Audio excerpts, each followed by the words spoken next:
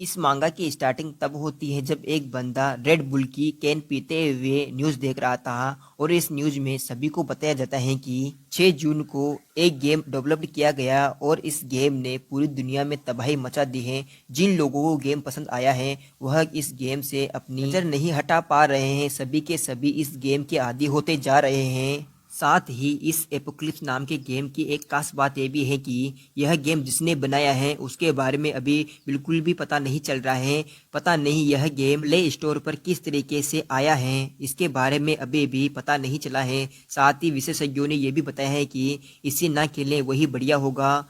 इस न्यूज को सुनने के बाद में हमारा जो मेन कैरेक्टर था वह अपनी रेड बुल की जो कैन थी उसको ख़त्म करने के बाद में अपने आप से बड़बड़ाते हुए कहता है, मैं किसी भी हालत में इस गेम को नहीं खेलूंगा, क्या पता यह गेम मुझे भी अपने वश में कर ले।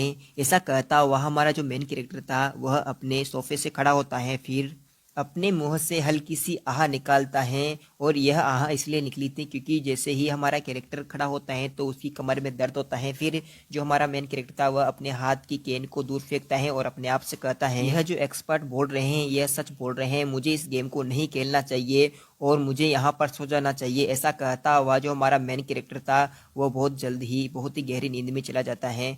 जब हमारा एक मेन कैरेक्टर सो रहा था तो उस वक्त नींदों में ही हमारे मेन कैरेक्टर को एक आवाज़ सुनाई देती है जो कहती है, सर मैंने आपको ढूंढ लिया है। इस आवाज़ को सुनकर हमारा मेन कैरेक्टर हल्की सी आंखें खोलता है तो हमारे मेन कैरेक्टर को अपने सामने एक प्यारी सी लड़की नजर आती है। और फिर यह जो लड़की थी यह हमारे मेन कैरेक्टर के चेहरे के पास उसे देखने के लिए चली जाती है। तभी हमारा मेन कैरेक्टर अपने आप से कहता है, क्या मैं सपना देख रहा हूँ। तभी हमारे मेन कैरेक्टर को ऐसा महसूस होता है जैसे कि उसके हथियार के ऊपर कोई कांटेदार जो चीज़ थी उसे चुभ रही है और उसे काटने की कोशिश कर रही है। ऐसा महसूस करते हुए जैसे हमारा मेन कैरेक्टर दर्द के मारे अपनी आंखें खोलता है तो इसी वक्त हमारे मेन कैरेक्टर के हाथ अपने सामने बैठी हुई लड़की के बड़े बड़े विचारों पर चले जाते हैं।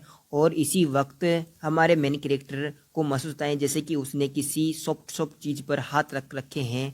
और फिर जैसे अपने मेन कैरेक्टर की आंखें ओपन होती हैं तो उसे अपने सामने एक लड़की नजर आती है और उस लड़की को देखता है। और फिर जब हमारा जो मेन कैरेक्टर था अपने हाथों को देखता है तो इसी वक्त हमारे मेन कैरेक्टर की जो चीख थी वह बहुत ही जोर से निकलती है और यह चीख खिड़की से बाहर तक गूंज जाती है। और फिर जो हमारा मेन कैरेक्टर था वह उस लड़की को पीछे की तरफ धकेलता है और खुद भी पीछे की तरफ जाता हुआ कहता है, "हे, तुम कौन हो और यहाँ पर क्या कर रही हो और तुम मेरे पास कैसे आई?" हमारे मेन कैरेक्टर यानी हाओहान की बात को सुनकर यह जो लड़की थी यह हाओहान से कहती है,